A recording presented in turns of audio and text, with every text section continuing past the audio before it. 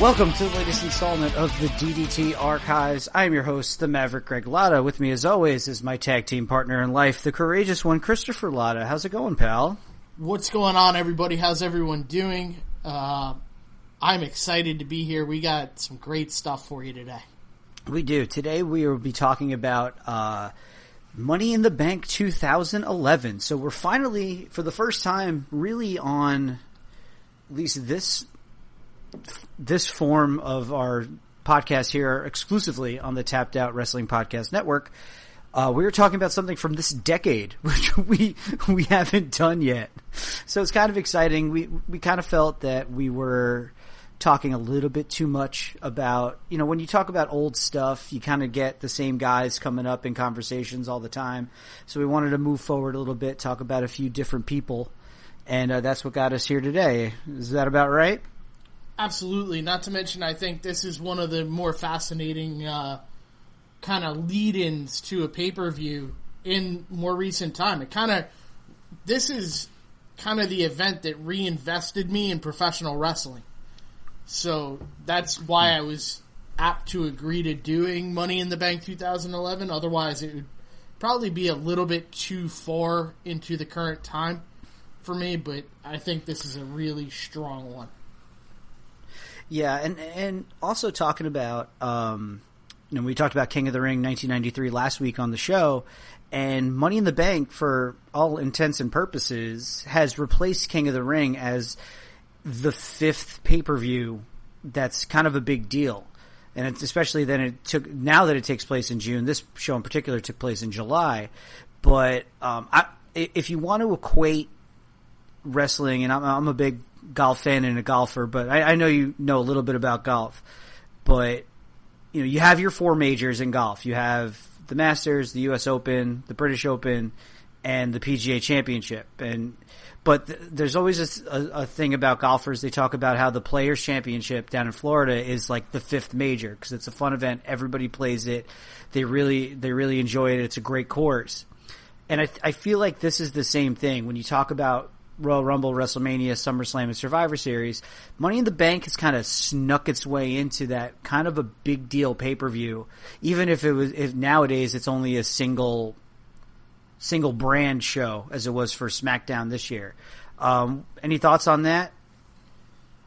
So I've always enjoyed the concept of Money in the Bank. I think I'm still not 100% behind the full pay-per-view model. I think they're not fully behind it too, because sometimes they'll go back to having it in other events, and obviously more recently they've gone to it. I don't like it being on just one brand. I think it's kind of something that should be done across both brands, because it just adds to the creativity and adds the possibility of them changing up storylines on the fly, which I think adds almost that old school feel. Like if you were a big wrestling fan during the Monday Night Wars, you didn't necessarily watch it just to watch the wrestling product. You watched to see who could possibly be jumping ship and changing directions. And with Money in the Bank, that kind of allows for that change of direction on the fly that maybe you don't see coming. Yeah, I get that as well. It's kind of funny when you think about it, because this is one of the few non-major pay-per-views I've ever been to. I was at the one that was in Boston in 2014. That was a fun show to be at. That was when Rollins won the case, and he famously cashed in at WrestleMania the following year. Cena won the title in his hometown and still ended up getting booed, because that's what you do to John Cena in 2014 and 17 for that matter. But I mean, it's a fun show to be at, and we'll get a little bit more in depth to the concept of it. But I know we've talked about it before off air as well, about how I'm just not a fan of the gimmick pay-per-views where they're, and what I mean by that is a certain type of match is what the pay-per-view is built around, i.e. Hell in the Cell, Money in the Bank, stuff like that. So, the Elimination Chamber, you name it. So, I mean, as much as I like the Money in the Bank match concept, I would really like to see them moving forward. Just put it back on WrestleMania. It was a great part and a great piece to get everybody onto the WrestleMania card, as well as look forward to the future where you had until the following WrestleMania to cash in. Am I right there? Am I on the right track? So here's why I don't think you could put it back on WrestleMania, is because you have the Andre the Giant Memorial Battle Royal. So how many guys can be in those matches when they want to fill up a 7-hour card? What I would say is I wouldn't be opposed to putting it on, say, SummerSlam, like midway through the year. I think that could be the answer to it. And it'll also get everybody a SummerSlam payday. But I hear exactly what you're saying. And I don't disagree as much as I would like to, because people like when we don't agree. Well, it does add for more drama, even though if we want to get away from the ESPN First Take talking head thing, I think the fact that we can have good discussions, may not always agree, disagree sometimes, but still share the same love for, you know, a lot of good stuff that goes on with wrestling. That's what's building our audience right now. So we want to thank everybody that was been involved and enjoyed the King of the Ring episode and everything beyond that. So let's dive into Money in the Bank 2011. It took place in Chicago, Illinois at the Allstate Arena, which was formerly the Rosemont Horizon. Now, okay, I know you got mad at me last time. This is a bit easier trivia question for you, outside of past King of the Rings. Okay? You ready? Okay. Can you name the 3 WrestleManias that were held in this arena? Off the top of my head? Yeah, in Chicago. No, probably not numbers. No, I can't do that. I can't tell you where each one is from, dude. Like, there have been 32 of them. 33 now. Yeah, I'm not going to be able to get you which cities they're in. I could tell you 1 and 10 and 20 and 29 were in the New York area. Those were the ones that I could tell you where they are. So, no. Right. I mean, I know, wasn't part of 2 filmed there? Yes, that is correct. Good. Okay. And then think Major League, like, okay. I'm not going to put you on the spot. You already did. At some point, I know, but I said it's okay. This is I really felt bad about the other one, the King of the Ring one last week. So I was hoping this one was a little bit easier, but I would have never gotten 2. 2 I know because 2 is in 3 different locations. Yeah. So the other ones were 13. So that's you got Austin and Brett in the submission match. And then 22 was there, and the one thing about 22 that I don't know about that pay-per-view in particular, but I do remember John Cena coming out dressed like a gangster with like the Tommy gun and everything during his entrance of that particular show, because that was in Chicago. And that was CM Punk's WrestleMania debut, because he was part of the entourage. That is also, see, you know a little bit of trivia. I'm hoping at some point we can get some sponsors and I can throw these trivia questions at you, and then we can have our listeners answer and win some prizes. That's the major goal. I'm trying to lay the bricks for asking some show specific trivia questions at you. I probably could have gotten 13 if I pushed hard enough. I would not have gotten 22. Yeah. I'll be straight up honest. I wouldn't have gotten 22. I never would have gotten 22 either. The only reason I know for sure it was 13 is just because I just watched that one like during WrestleMania season, so I remember that. But whatever. The show took place on July 17th, 2011, had an attendance of 14,815. Not quite a sellout, but still a nice crowd for that arena. Had 195,000 buys, up about 30,000 from the 2010 Money in the Bank, which was the first ever Money in the Bank specific pay-per-view. You got Michael Cole, Jerry the King Lawler, and Booker T on the call. But I think there's a lot of background when you're talking about this particular Money in the Bank. And before we get into CM Punk's ever famous pipe bomb promo, I want to get your take on a couple things, because there's one glaring aspect of this particular card that stood out to me, and that is there is a significant lack of star power going on in the company right now. And I'm not trying to insult anybody or speak ill about anybody, but when you're coming off WrestleMania 27, Undertaker's not on TV. Triple H hasn't come back yet after their match at WrestleMania. You had Edge that was forced to retire a few months earlier as world champion. Jericho's not back yet. I mean, just look at your title holders at this point. Outside of Cena and Randy Orton, who are your major title holders, and those are your two top guys by far. You have your tag champs are Michael McGillicuddy and David Otunga of the Nexus. You'll never guess who the Intercontinental champion at the time is. It's Ezekiel Jackson. Where the hell is he now? You have Dolph Ziggler, yeah, sure, but a young Dolph Ziggler is your U.S. champ. So, did you notice this at all, or did it really not strike a chord with you, or notice anything, or was it because it was really glaring to me about how you're trying to build new stars, but there's really just only like a couple of guys at the top. So, I think this is one of those big moments that the company starts to realize that they have a need to build new stars. And it shows you that one or two injuries, and all of a sudden, a roster that was fairly deep 3 months before is not very deep at all. And if you think about now, while you can make an argument that it's not as deep as it was at its heyday, there were legitimately 3 or 4 guys that could have won Money in the Bank, and you would have been okay with it. And you'd be okay with them competing for the WWE Championship. And you could say the same thing about the Universal title.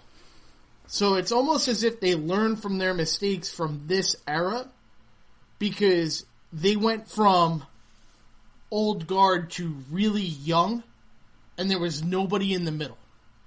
And this is where I come up with my argument that Cena is a legend, not because he's got a tremendous work rate, but because you could always count on him being there. At this time, he was there without question. And that is a huge part of it. And that it almost became a detriment to them because they counted on Cena so much. And I still don't think they fully invested in Punk at this time, even though he's going to walk away with the title. I don't feel they ever fully got behind him. I don't think they ever fully trusted him. But I'm, yeah, not to cut you off, but but going back to your point of how Cena was just always there, and there's one indisputable fact about John Cena, whether you love him, whether you hate him, or do you think he's the worst wrestler in the history of the universe, it doesn't matter. You cannot question his work ethic, because at this time when he's at the top of his game for as long as he's been at the top, and nowadays, yeah, he's gotten older and he's involved in a lot more things and taking bigger chunks of time off. He was doing movies and still on TV every Monday. It's not like The Rock, who would leave for months at a time and come back in the early 2000s. Cena was always there. And I think that's part, and for argument's sake, that might be why, I've always said this before too, that might be why there has been that growing hate of Cena, because he was always around and nobody ever had the opportunity to miss him. And also because there was no one for him to truly compete against, man. That's the other big piece. Yeah, absolutely. No, I'm with you. I don't want to make this a John. They never built anybody up to get him. Yeah, and I don't want to make this a John Cena episode, even though it's a big deal, because when people talk about the great John Cena matches of his career, they talk about the main event of this show. And that's fine. That's all well and good. But, I mean, it's just crazy to me to think about where he was and how he had, much like Bret Hart had to in the early 90s, and we talked about him a lot on the show, he had to carry the company when it was kind of a down time, when there wasn't a lot of star power and they had a lot of young guys. Cena's just like that. So, looking back on it now, and that's what I love about doing this podcast, is that we get to look back now and really study where the company was and where the talent was. Because honestly, going back to your point about how like today's product is, I think it's the exact opposite today how it was in 2011, which is it's too crowded at the top. You have too many main event caliber talent that your middle and undercards are suffering. Yeah, definitely there. I mean, just look at the Money in the Bank matches. When I watched the guys come to the ring, I went, oh. How many world titles are already in that match? Yeah. No, but at the time, you're kind of looking and going, Justin Gabriel? Really? Yeah. You know, and again, Justin Gabriel, they're good worker, talented guy, but he's not a heavyweight championship contender in my mind. And again, this is my narcissistic opinion, like it matters. But I'm not saying the guy can't work. He can. But not for the heavyweight championship. Truth. All right. So let's start off before we go down the match card here. We got to start where this real rivalry feud started. And that is leading up to, because I want to talk about the pipe bomb promo, which at recording time was just hit its 6-year anniversary this past week or last week, and it all started on the June 13th episode of Raw. Punk beat Cena in a non-title match. The next week, they had a triple threat Falls Count Anywhere match between Punk, Alberto Del Rio, and Rey Mysterio, and Punk won to become the number one contender. He announced that night that his contract would expire at midnight of July 18th, the day after Money in the Bank pay-per-view in Chicago, and he vowed to win the belt and win the company. Now, this is all, I know we like to blur the lines of real and fake, but obviously this was all. You've been watching this too much. You just automatically think this is all a work. So on the June 27th episode of Raw, he interrupted a tables match between John Cena and R-Truth. Wrap your brain around that one. And he sits on the stage and cuts the ever-famous, legendary pipe bomb promo. So, shoot me your thoughts about this Punk promo and where it may rank up between those all-time great promos that we all know and love. It's the promo that reinvested me into wrestling. Me too. I will say that. It was finally a storyline that I could buy back into, that I drew my attention. And at 30 years old, I was starting to get disconnected from wrestling other than the big 4 pay-per-views that we would all get together and watch. Yeah. And look, I don't think it's on the level of Hard Times. I don't think it's on the level of Flair at His Best or the Rock concerts. However, the one thing that had that none of the ones that I just mentioned had was there was an air of believability that maybe he's not supposed to do that. Just enough that even if 1% of you questioned if it was real or fake, that right there means part of me is invested right away. And I got right into it. I had just started listening to Colt's podcast, The Art of Wrestling, so when he shouts out Colt Cabana, I was like, ooh, I know who Colt Cabana is. Which, by the way, I will say, if you enjoy wrestling podcasts and you're not listening to The Art of Wrestling with Colt Cabana, you're an idiot. It reinvested me, and I do think it's up there as one of the greats, and it's definitely by far the best promo cut in this decade.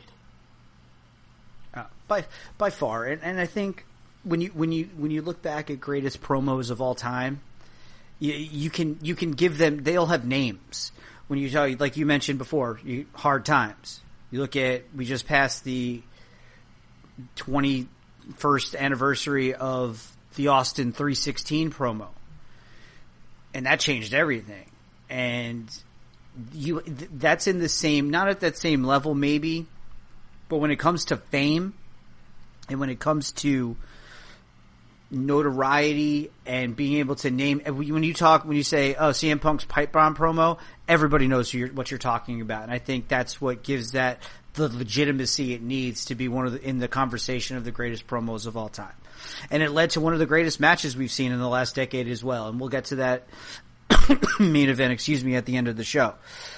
There was one stipulation that was added to the match towards the end at the contract signing, because Vince tried to sign Punk, and in storyline, Punk tore up the contract at the end, and Vince told Cena, if you lose, you're fired. So it's just a lot going into Money in the Bank 2011 in Chicago. And there was one, so let's get into the card itself. You ready to rock and roll, bud? Let's go. Let's have some fun with it. All right, absolutely. I really enjoyed going through the background of it, because you got to set up these shows a little bit and give it a little bit of context before anybody can just go down the match saying if the match was good or it sucked. But when you kind of give the show a little bit of context and where the company is at a time, it kind of just adds to it and makes it a little bit more enjoyable, at least for me. So we did have a dark match that kicked off the show. It was a tag team match, a non-title tag team match, which saw Santino Marella and Vladimir Kozlov defeat Michael McGillicuddy and David Otunga from the Nexus. That just tells you right there where this company's at right now, and this is your dark match. This is your tag team champions in a dark match.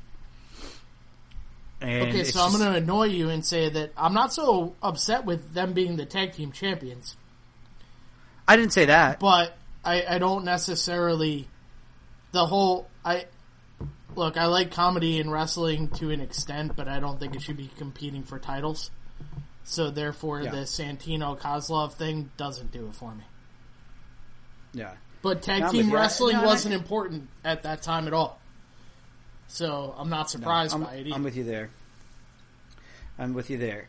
So the first match of the main card to kick off the show is the SmackDown Money in the Bank ladder match.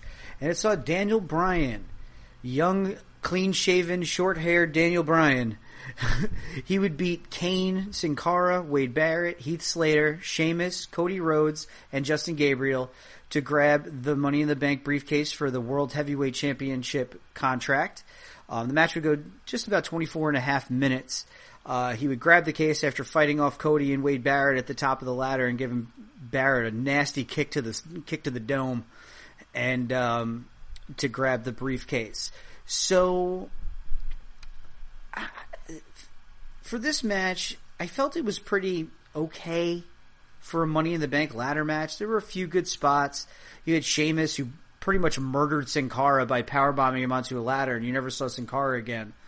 There were a couple of nice things here, but I mean, how Justin Gabriel hit that 450 in that tight of a space is, absolutely beyond me.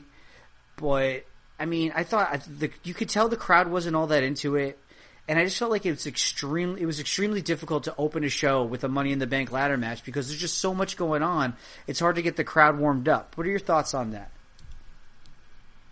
So, I think what people need to understand is Daniel Bryan is not Daniel Bryan yet. And yes, you have that portion of the audience that knows him as Bryan Danielson and they're behind him. But he's not the ever-loved goat-faced Daniel Bryan that everyone has come to believe in it and know and love. He hadn't proven anything yet to a large portion of the audience. And if you looked at that roster, who could have won the case? Sheamus? He was already a world champion at that point. Yeah. He was a 2-time WWE champion already. But that's my point. You were down to Daniel Bryan or Sheamus right off the bat. They weren't giving it to Sin Cara. They weren't giving it to Justin Gabriel. Heath Slater, I mean, whoa. Again, a guy that's been around for a long time and puts on decent matches, but he's not a heavyweight championship contender. What are you doing? Mm-hmm. And this is where where that lack of depth comes back to bite you, because yes, it's a change up and things can change on a dime, and we just talked about how much that appeals to me. But it has to be believable at the same time. It can't be somebody that I think is going to lose immediately if he wins, and it can't be someone that I can't buy into. And other than Bryan and Sheamus, there's no one else there that I can believe in. Yeah, I'm with you there. There's a couple of questions I have for you also regarding this match before we move on. One of them being, as you are a fully admitted Road Warriors super fan, right or wrong? Yes, I am. How did you feel about that bootleg discount doomsday device that Sheamus and Kane hit on Bryan?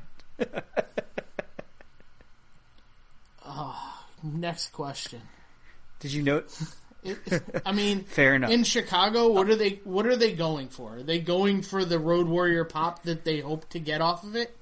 Because nobody liked Sheamus and nobody liked Kane, so I'm not behind it. I don't know. That's just me. I mean, there are people that do it, and I think it's awesome. Like, if you watched the mini Doomsday device this week on TNA, that was kind of fun, but not when it was meant to be serious, and I can't take it seriously. All right, fair enough.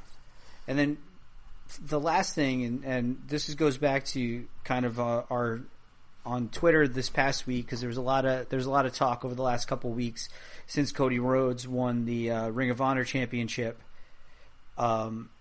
Is that Daniel Bryan's tweets about facing Rhodes if he ever breaks his longest tenured Ring of Honor championship run or whatever. And I put a poll up on my Twitter feed at DDT Archives, and we put it to a vote about what happens first. And I don't want to go too into depth in this. I just want to get your answer first and foremost of what happens first. Does Daniel Bryan go back to Ring of Honor, or does Cody Rhodes return to the WWE? I think Cody Rhodes goes back to the WWE. You cannot convince me that he does not want a championship run in the WWE.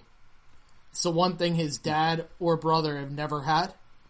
So I think that's something that if they came to him with it, that would appeal to him. I really do believe that he would go back. And I don't think Vince McMahon lets Daniel Bryan leave. I think if he's really fit to wrestle, Vince is going to let him wrestle a Taker schedule. I can't imagine him letting him go. Yeah. I think it would be crazy.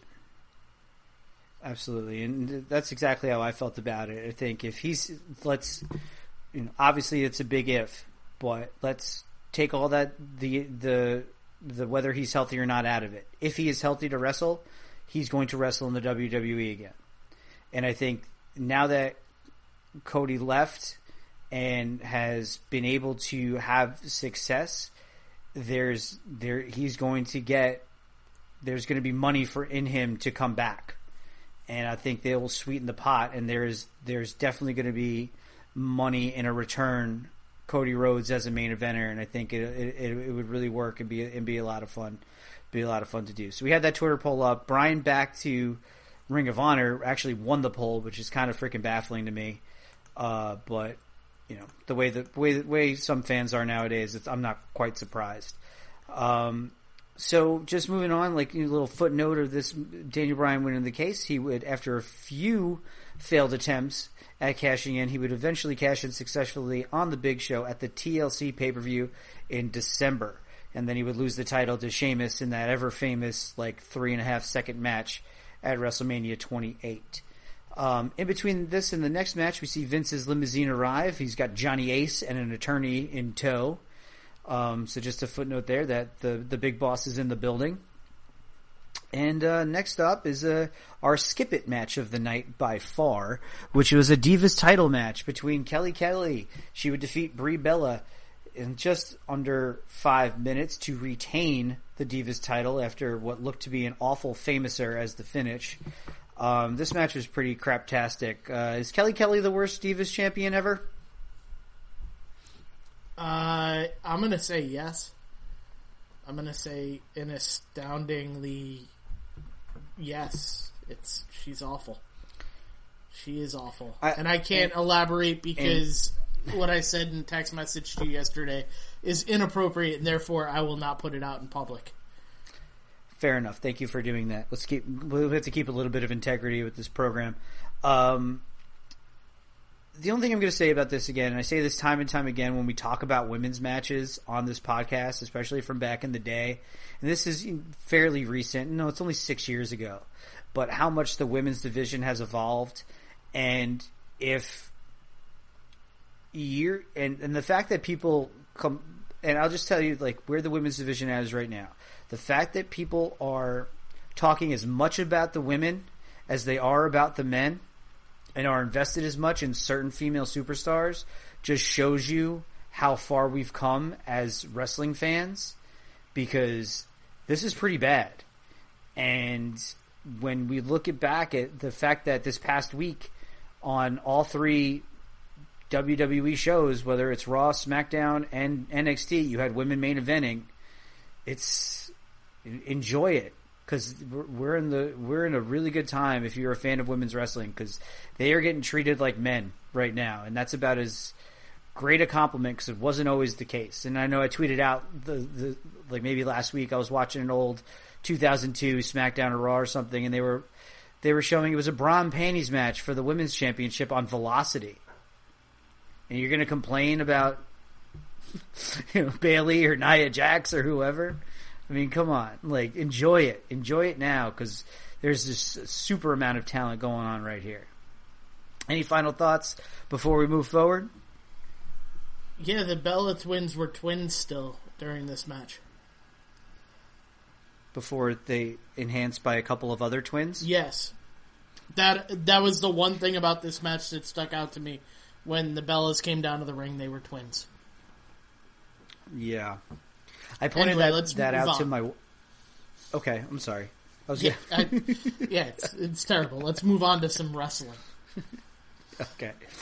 Well, we didn't get much wrestling in this next match either. It was pretty much just two kaiju going at it for 6 minutes, which saw Mark Henry defeat The Big Show after it took two World's Strongest Slams and 2 splashes before he could get The Big Show down for the 3 count. Not a great match from a technical standpoint. When you look at these two guys, they're 2 fantastic big men.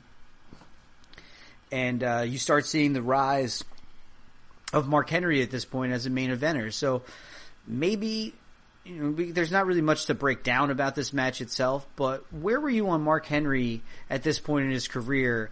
And later in the year he would become World Heavyweight Champion, just as that monster badass guy. I mean, he's believable. He's a monster. And he was legitimately at one point the world's strongest man.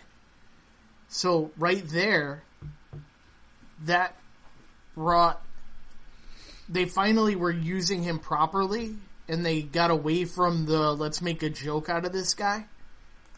And I think for a short period of time, he had a very legitimate run. And it was, I mean, he wasn't putting on incredible matches, but he was putting on believable matches that he was going to beat you up. He was going to crack skulls. So that was, to me, that was the best part of Mark Henry, was they finally were using the talent properly. Yeah, I mean, and you look at, and it's kind of a cool parallel when you look at Mark Henry and The Big Show, because they've kind of broke in around the same time. I know Big Show, broke in WCW as the Giant around 95-ish. Mark Henry showed up in WWF in 96. The longevity, and they're still around. Like, the longevity of both of these guys is absolutely staggering, considering their size and the extra wear and tear that their bodies take because of their weights and their builds. I mean, it's crazy that they've been around 20 plus years and still hanging around. Like, Big Show looks fantastic at this point in his career. So it's kind of amazing when you really think about it that these two guys have been around 20 plus years and still working week in and week out. It's just a testament to them as human beings, I think. What about you? Like I said, man, they're both really believable characters for what they are. The Big Show, I mean, people make jokes about him going back and forth on, is he a good guy, is he a bad guy? But as a Giant, I think you can get away with that. When he decides he's not being respected enough, he's a bad guy. When he realizes that the fans truly do believe in him, he's a good guy. I think that's okay. I think he's like, it's almost as if they've used him as a larger-than-life persona, but at the same time, a real person. How do you act when you feel like you're not getting respected enough? You act like an asshole and you demand more respect. But at the same time, if you feel you're being respected enough by everybody, then you treat everybody with nothing but respect. So if you think about all of our lives, we go back and forth all the time. Are we heels or are we faces? So why in wrestling does it have to be any different? And that sums up Big Show's career completely in my mind. Absolutely. And as a guy that I'm lucky, and I'm sure you feel this way too, that we've been able to see him live and in person as many times as we've have, because it really is a sight to see him go to work in a live arena like that. I don't think TV does him justice with his size and also the way he moves as a Giant. He's extremely athletic. And I know down the road we're going to cover Big Show on a WrestleMania 20 event, which we'll do sometime down the line.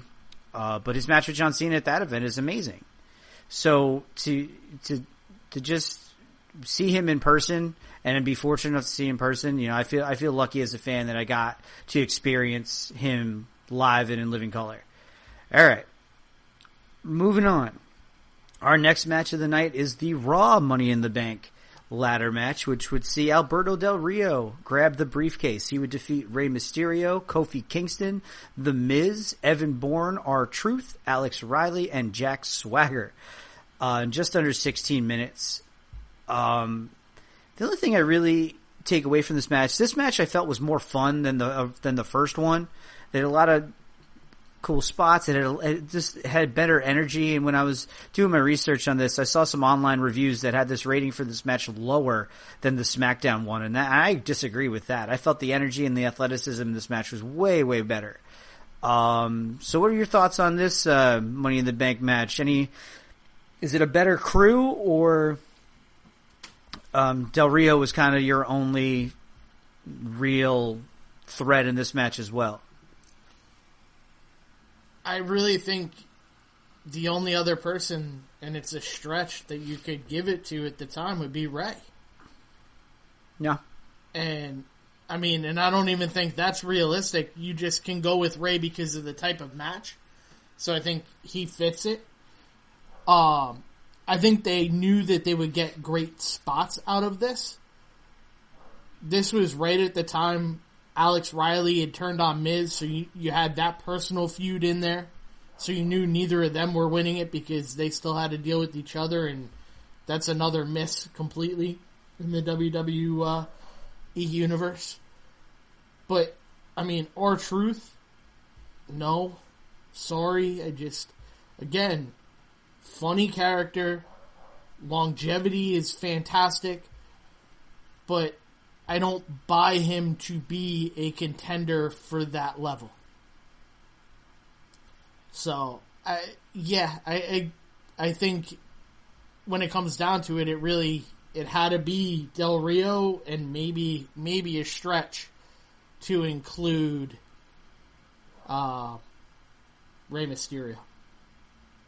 Yeah, Mysterio at this point, he was in a couple of those number one contenders matches, so he was at the top of the card on Raw a little bit when he's involved with the John Cena as champion, CM Punk fighting or for that number one contender spot. So yeah, I get it where you're saying that he was kind of like maybe the only one that really also had a shot. But you also had, this is another match where you had previous Money in the Bank winners like The Miz and Jack Swagger.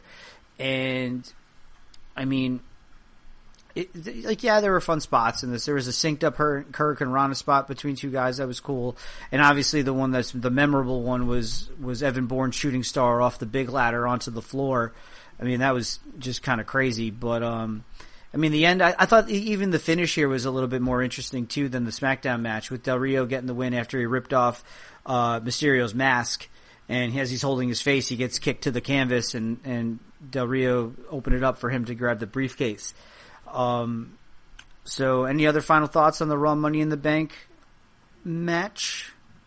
Other than in 2011, the WWE needed depth? Nope, nothing. Nope, absolutely right. So the footnote on that, Del Rio wouldn't hold the briefcase for long. He would cash in successfully, mind you, at SummerSlam a few weeks later, on CM Punk after they had their title unification match, but we'll get to that later.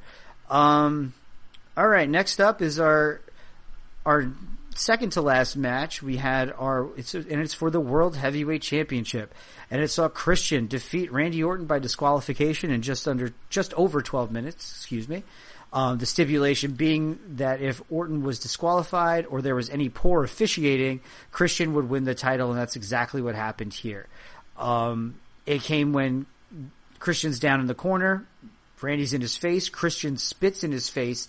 And this is the whole Randy Orton anger management issues gimmick he's going with right here. And he absolutely goes nuts, sends him into an absolute rage, and he nut kicks him. And the ref calls the match and ruling that Christian is now the World Heavyweight Championship, or the World Heavyweight Champion. So talk to me a little bit about this match, because I'm going to have some surprising compliments for Randy Orton after you're done.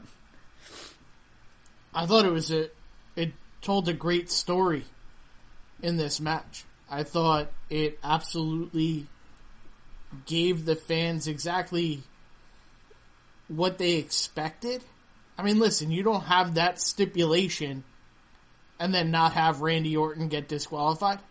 That would just be ridiculous. Yeah. But at the same time, what a fantastic back and forth match. Christian might be one of the more underrated superstars of all time.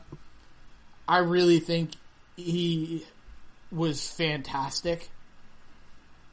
And then Orton, that persona by Orton was, one, believable. Two, was probably the most personality you got out of Orton. And when he snapped, it was just like, okay, I've seen people that get this angry, and it may or may not be me. Yeah. And they had a nice feud going through all that spring. And I know we've talked earlier about how we were kind of maybe off the week-to-week wrestling at this point. You said it earlier at the top of the show. I definitely was. And as I would watch the big events, but when you got to go back and watch some of these matches, they had a really nice rivalry going through the spring after Edge had retired and vacated the championship after WrestleMania. So Christian had won the title originally in a ladder match at Extreme Rules against Alberto Del Rio. He then lost it on SmackDown the following Friday to Randy Orton. And then they had a rematch at Capital Punishment, which ended in controversy because Orton pinned him with Christian's leg was under the ropes, and this led to this no DQ poor officiating stipulation. And obviously when you have a stipulation like this, like you said, you got to use it. But, I mean, I felt it made sense and it worked. I thought this match was really, really entertaining. And, I mean, even the Orton afterwards, his beatdown after the bell of Christian, he got 2 RKOs on the announce table. I mean, as much as I've been public about saying that how I'm not the biggest Randy Orton fan in the world, I can't deny that he is at his best at this point in his career. He is on an elite level. And when we were going down this card and the names we're naming, when you don't have a lot of depth at the top, you need your top guys to perform, and Randy Orton was no different here. And I'm with you a little bit on Christian as well, too. I think he is definitely an underrated guy. All-time great tag team in a tag team with Edge, but I just never really saw him, and I don't want to crap on him because I'm really a fan of all of his work.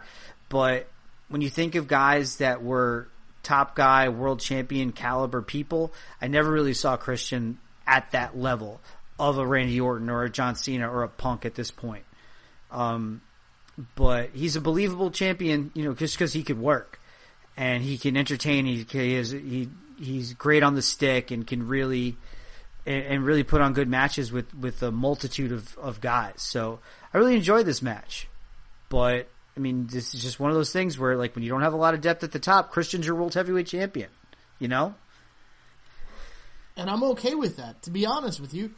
Look, he's not going to be the longest reigning champion of all time. He's just going to be a transitional champ, and that's okay. I'm good with that. Yeah. I think sometimes it's okay to put a belt on a guy because he's been a company guy for an extended period of time.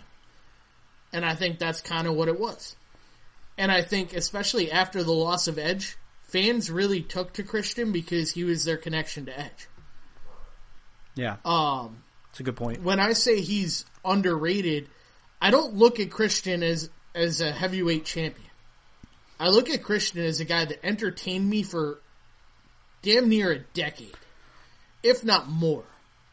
So, to me, that tells me everything I need to know about someone, and not so much how many championships they've won. But let's be honest, when you talk about great tag team matches of the late 90s and early 2000s, he's right there. So yeah. I'm cool with it. Oh, yeah. No, and I'm not saying that I wasn't, because at this point in time, it's who are the guys that you're gonna.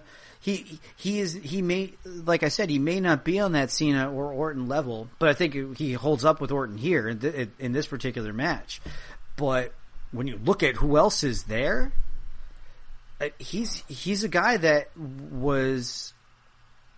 benefited from that opportunity when there wasn't a lot of guys at the top, and he had earned that spot. I think that's what I'm trying to say too. He definitely had earned that spot because he had gone away and come back and did his time in TNA, and he came back home to WWE and really has woven together a great career. And it's unfortunate that he's another guy that retired young due to concussions, but he's also a guy that if he was on Monday Night Raw this week or just showed up to do a quick promo or do a fun little skit, I'd pop a little bit because I'm just such a big fan of his. Absolutely. All right. So now, before we get to our main event of the evening, we'll get our plugs out of the way, if that's okay with you. That was actually where I was going to tell you to go, so I'm good with that. Oh, I had it in my notes too. In between this match, it says plugs, so I didn't forget. As always, you can follow the show and myself, Greg on Twitter at DDT Archives. You can follow Chris on Twitter at TheCourageous_1 at Twitter. All right. You can email the show at ddtarchives@gmail.com. If you got any shows you want us to cover, old pay-per-views, ideas, lists, anything like that, please, we'd love to hear from you. What else you got for us? If you enjoy our podcast, please make sure you not only download our podcast, but also subscribe to our network on iTunes and Google Play. I think it's really important that everybody understands that we have a really quality team that we are a part of at the Tapped Out Wrestling Podcast Network. So please make sure you subscribe to the network and get all of our colleagues, whether it's the Legends Weekly Wrap-Up, whether it's the Wrestling Dorks, whether it's Pro Wrestling Personified, both the Impact Edition as well as the ROH NXT show. You have several different interview shows that go on a weekly basis. You can also email the network at tappedoutwrestlingpodcast@gmail.com.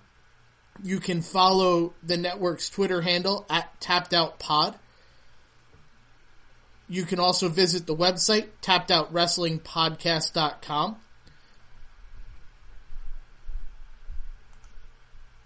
You want to tell these lovely people about the Fight app?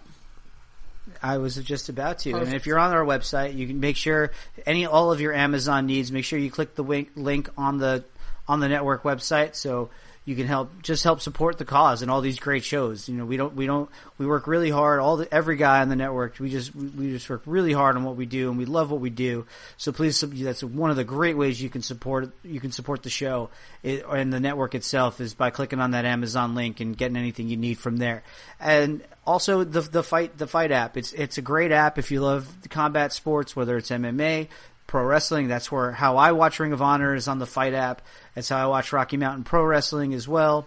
And you can get also some of the international pay-per-views and all that stuff you can get on there as well. So if that's your thing, and obviously you're listening to us and you're a fan of the network, definitely download the Fight app. I got it on my phone. I can shoot it right to my TV through my Roku, and I can watch it on my big screen, and it's great. So do all that stuff, please. We love our fans, we love our listeners, and thank you so much for supporting this podcast as well as everybody else on the Tapped Out Wrestling Podcast Network.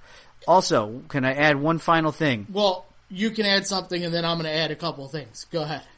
Okay, fantastic. I will be if you are in the North Carolina area, I will be at the Chikara Pro show this coming Saturday, July 8th in Gibsonville, North Carolina. I'll be at the 2:00 show. I'll be wearing my Tapped Out gear, so it's fun promotion, lots of lucha style and very character driven. So if you want to come hang out with me at the Chikara Pro show this coming Saturday at the early show, I will be there. And I'm really looking forward to that. And I'll report back on that the next time we are on the air. So what do you got, buddy? So I'd like to have a couple of co-fans of the week, if you will. There have been two fans that have really interacted, I think, with both of us all week. The first one, we mentioned him last week, our buddy Colt Cassidy from Texas. Keep doing what you're doing. We really appreciate you. The other guy that we'd be remiss if we don't mention is RJ Krasinski. Great guy. He's a Buffalo guy up in Webster, New York, all the way up there. So apparently he is a little wide right, but that's okay. We still appreciate you.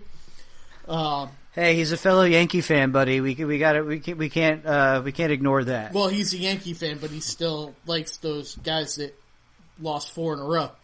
But we do appreciate everything you bring to the podcast. The other thing I'd like to shout out. So I'm starting to get back into that independent feel of professional wrestling, and there are 2 independent wrestlers that I really want to make sure that we mention because they sent me some of their work, and I'm becoming a big fan of both of these guys.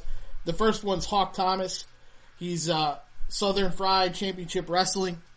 He has a couple of shows coming up in Monroe, Georgia on July 13th and July 15th.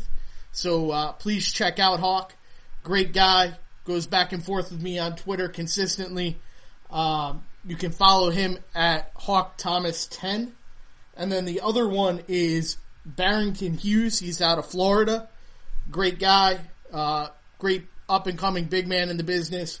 You can follow him at HughesyPoo. And if you follow me, they're both on my Twitter account, so you can follow them as well. But again, we appreciate all the hard work and support the indie wrestling. Both these guys are up and coming in the business and work really hard. And I really enjoy our interactions and hope we can continue to work back and forth. And actually, Hawk would love to sit down and do a show with us. He proposed to watch a pay-per-view the same way we do and then join us in a third seat if we would have him. I told him I would bring it up to you. I'm going to put you on the spot on the air. Do you think that's something that we could do later in the summer? On one condition. What's the condition? Hawk Thomas, you pick the show. There you go, Hawk. You're in. You just got to tell us what show you'd like to watch, and we'll get on it. The only one that's off limits is SummerSlam 02. Well, yeah, and whatchamacallit, Royal Rumble. Survivor Series. Okay. Any Royal Rumbles. I don't want to talk Royal Rumbles either. I'm sorry. Just can't do it. Fair enough. But, all right. So you're ready to get into the main event? That's all our plugs. Let's get after it now. Thank you guys. We love all our new friends. It just makes this podcast that much more enjoyable. It's one thing for us. Chris and I have been talking wrestling to each other for decades, going back to his basement with his brother, as we've talked about previously on the show. So to have some new people involved and making new friends through this, whether it's the network guys or independent wrestlers or anybody that's out there in the Twitterverse, that's a fan of our shows. It just makes it that much more fun. So thank you for that, everybody. We really appreciate it and we love you guys. All right. So here we are. We have made it to the main event of the evening, and it would see CM Punk defeat John Cena to win the WWE Championship in a almost 34-minute match. You don't see those a lot nowadays. Before we get into this match and we break it down, okay, louder pop. Was it the cheers for Punk or the boos for Cena? Cheers for Punk. Okay. Come on, man. Chicago. It was close. It was, but isn't that all tied together? Mm-hmm. The cheers for one, boos for the other should be kind of identical. Absolutely. In theory. Absolutely. So yeah. I mean, the one thing that, and I know it's when you go back and look at this stuff and watch stuff with a different point of view or at a different time in your life or a different point of the business, whatever it may be. I think it's funny when you hear about this show because the show is always famous for being a really hot crowd, and when you think about that, it wasn't for the whole show. This crowd didn't get really warmed up until the Raw Money in the Bank match. They were really into the Christian Orton match, and by the time it built to the main event, it was on, and they were rabid for this main event with their hometown hero, CM Punk, in the championship match against such a polarizing individual as John Cena was. I mean, we still got a couple years left of this decade. This is the match of the decade to me. I mean, and every internet mark just went, what about Omega Okada 2? Okay, good for them. I know. I don't agree with them. I agree with you. Well, that's what I'm saying. It's like I'm not talking about that. I'm not talking about overall ever. I mean, we're talking about WWE right now. And if you look at the WWE best match of the decade, this is it. And because it told a great story. And since you brought it up, I have not seen the sequel to Omega Okada. I saw the first one, really liked it, was very compelling. It was amazing. Was it the greatest match I've ever saw? I don't know. I've seen thousands of matches.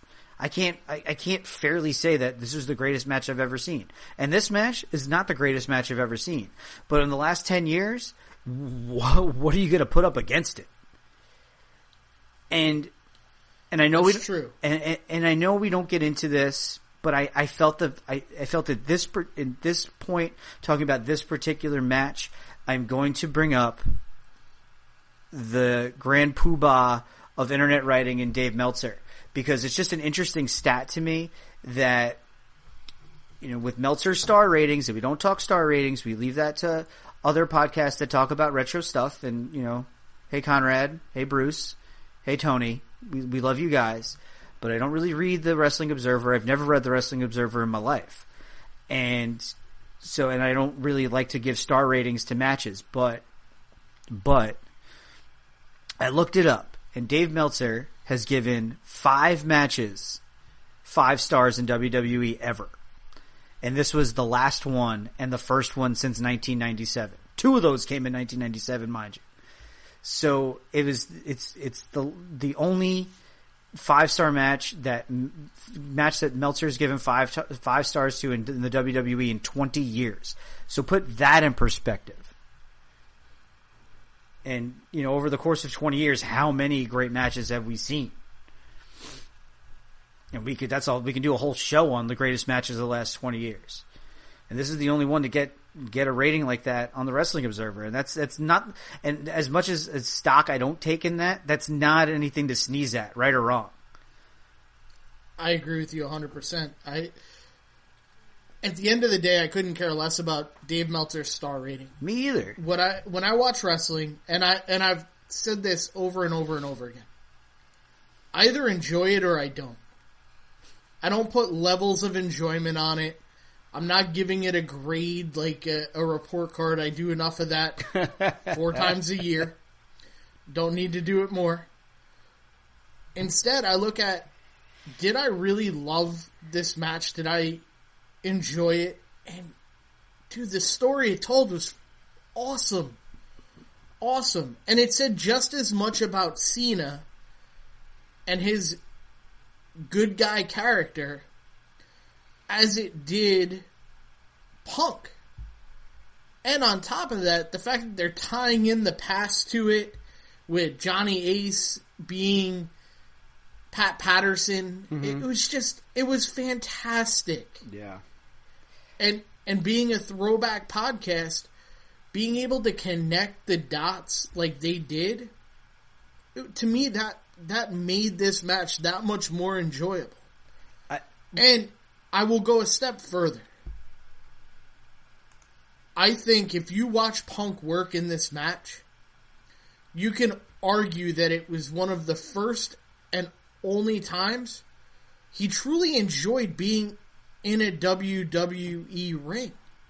And I'm not saying he didn't want to be there. That's not what I'm saying. But you saw a different side of Punk than you had ever seen. And to me, like, if they could have found a way to capture his love within that match in everything Punk did, I don't think the history would have been what it was. I mean, dude, just look at his facial expressions. He loved being a part of that match. He loved the crowd. It was everything that a wrestler could possibly ask for. No. I think the best part of this match, and it wasn't in like any particular spots or any particular move or the many false finishes we saw. It was really in the subtlety of the performances of these two guys. And people can hate Cena all they want. And that's fine. That's your opinion. I'm with you. Okay? I happen to be a John Cena fan. I never really understood, I understand where people can come from at points in his life, but I mean, I'm not a John Cena hater. He's not in my top 10 of all-time favorites, but that's an argument for another day. But I'm a guy that like I can watch a John Cena match and not seethe at the idea of John Cena, which I think a lot of people do. Which is fine. Watch Cena in this match because here's a guy at the top of his game, at the top of the company, the number one guy by far, and the looks on his face throughout this match is like you can read it all over his face that what am I going to have to do to beat this guy? I'm throwing everything in the kitchen sink at CM Punk tonight, and I can't put him away. And you can read that on his face. And it's just that is one of the brilliant things about John Cena that people seem to gloss over, is the way he can communicate in the throes of a match without being physical. And you can see it in this one in particular. And I mean, and even as you alluded to before, they had the callback to the Screwjob finish in Montreal where Johnny Ace comes out and Cena, oh my God, did he tag him to stop him from ringing the bell? And he tells Vince to go to hell, and he just says, not like this, we're finishing this tonight. He's like, you're not this way. And it led to Punk hitting the go to sleep and for the win. And just the walk through the crowd as Punk did at the end of the night. But, I mean, like you said, you could see it all over CM Punk's face that he was just, this is my, because you know what?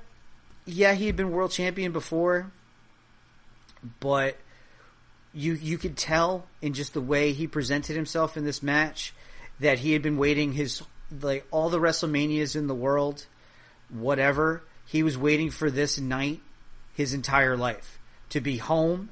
And this was his first WWE Championship, not his previous one, like I said, the World Heavyweight Championship. But to beat the number one guy, who had been the number one guy at this point, almost a decade, and to do it in his backyard, you could read all into that you want, and it showed. And it's, I think, in my humble opinion, it is John Cena's greatest match. He had some great ones with AJ. It didn't come, not here.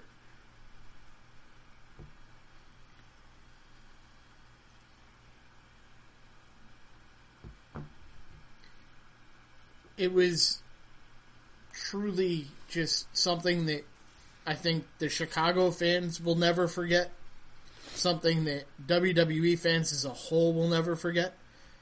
And so I think just in hearing you talk just now, I've always tried to find that argument for non-Cena fans to understand why I respect him as much as I do. And I get it. He's not as smooth in the ring as an AJ Styles or a Punk or a Finn Balor. But that's okay. Not everybody is, nor is everyone supposed to be. Like, he actually has to work for it. And he's never had a problem working for it. And to me, that's what makes him such a great competitor. He's somebody that's willing to go and do what's ever necessary for the company to be successful. So, this match was so much fun. When Cena literally breaks his submission hold that he has on Punk at the end, and Punk will tap. Punk was beat up. That was the time. And Cena knows what's coming. That they're going to pull a Chicago screw job like they did Montreal. And he's like, nope, I'm not doing it. I refuse. And that leads to his demise. And the go to sleep. And that just, I think that told the story of John Cena, the good guy, that was just not there in other arenas.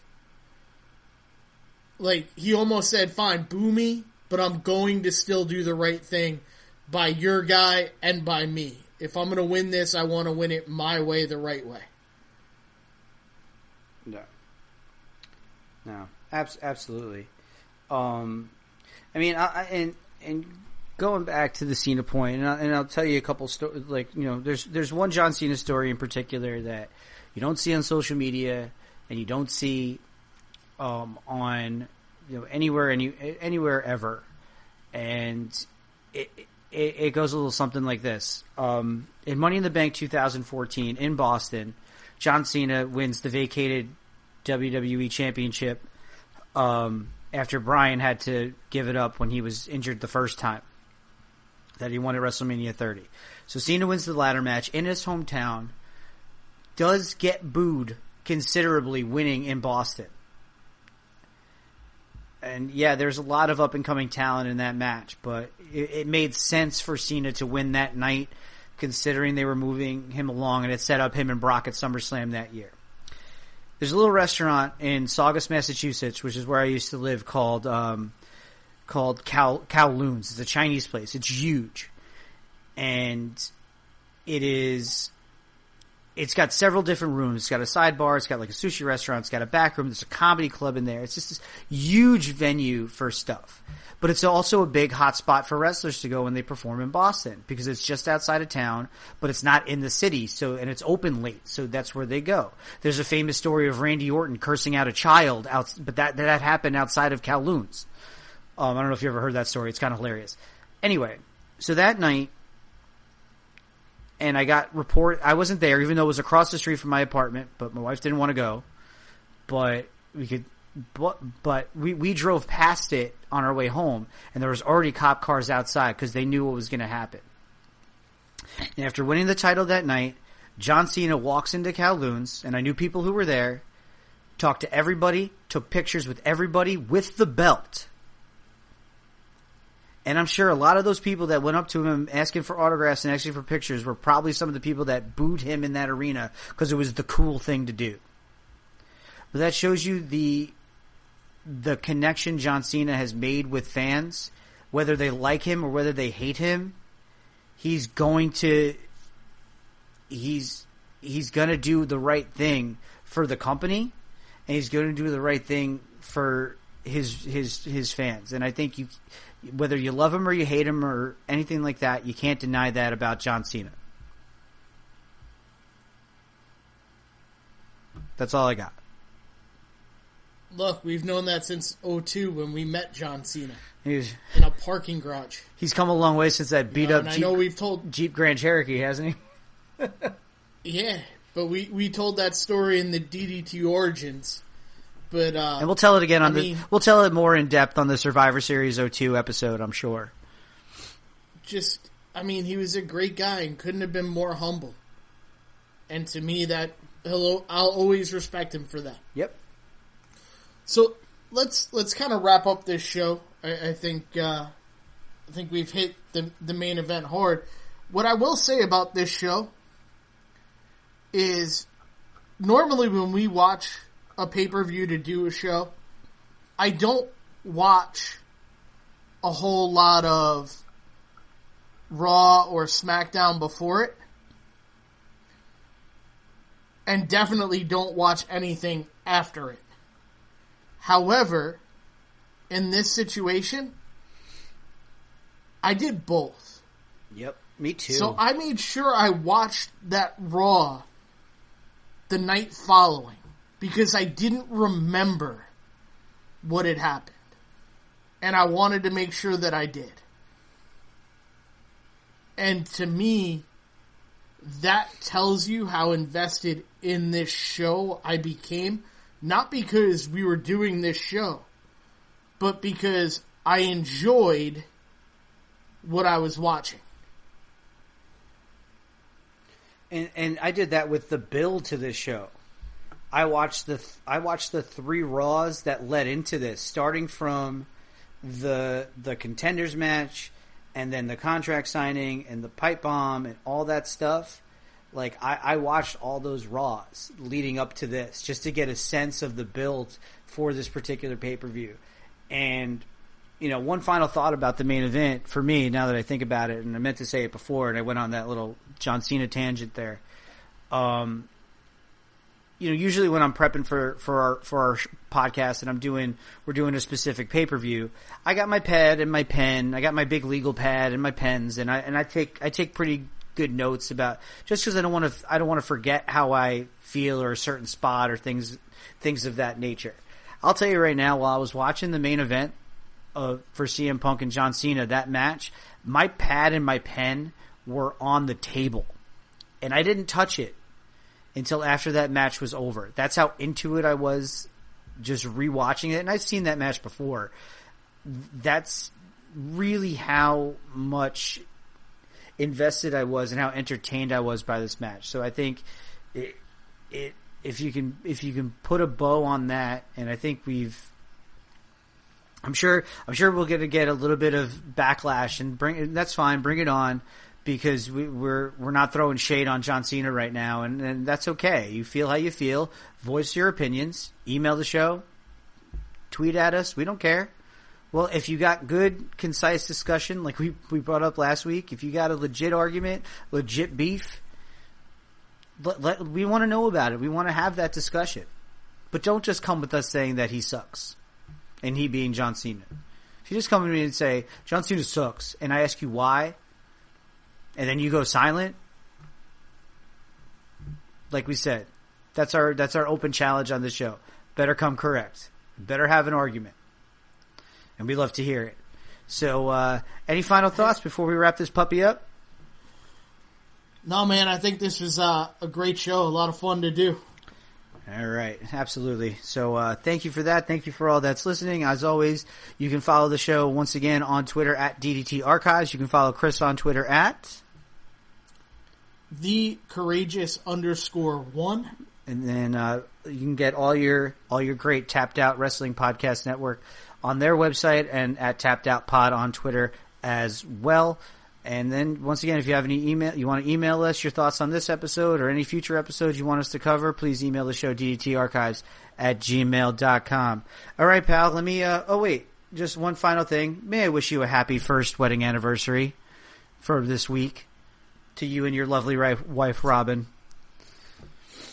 Thanks, pal. I appreciate that. You're welcome. Make sure you do. That's Monday. It is Monday. So, make sure you guys, if you're on Twitter on Monday, wish Chris a happy anniversary. It's a good one. All right, man. Well, buddy, you realize this comes out 3 days after my 1 year anniversary. I don't care. Right? They can still do it. Twitter has no time frame. All right. I thank you, buddy. You're welcome. Again, like, subscribe, review, all on iTunes, Google Play, Tapped Out Wrestling Podcast Network. We're excited to do this for you. We'll keep bringing it if you keep listening. Have a great day, everybody. All right, we'll see you next time.